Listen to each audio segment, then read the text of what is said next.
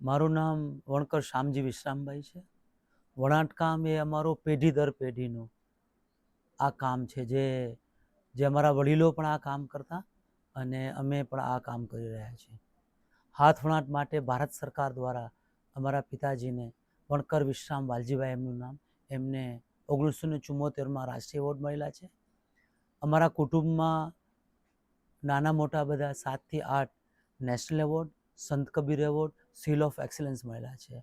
મને પણ ભારત સરકાર દ્વારા 2005માં રાષ્ટ્રીય એવોર્ડ મળેલા છે, જે અમે એક બ્રાઇડલ બેડ કવર આપણે કહેશું એના ઉપરથી મળેલા છે.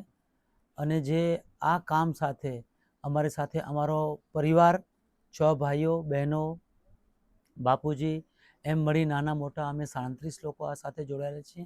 પરંતુ અમારી સાથે રબારી બહેનો જે ભરતકામ કરે છે, આહિર બહેનો અને જે ફૂમતા બનાવે એ પણ, વણકર ભાઈઓ, એમ કરી નાના મોટા 140 લોકો છે જેને સાથે અમે આ કામ કરી રહ્યા છીએ.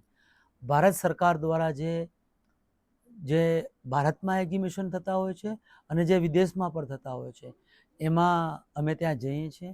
અમે અમારી કામનું પ્રેઝન્ટેશન કરીએ છીએ અને જે વિદેશોમાં પણ એક્ઝિબિશન્સ ભરાય છે એમાં પણ અમારે કામની સારી એવી ઓળખ ઊભી થઈ છે અને એનું સારું બજાર ઊભું થઈ રહ્યું છે.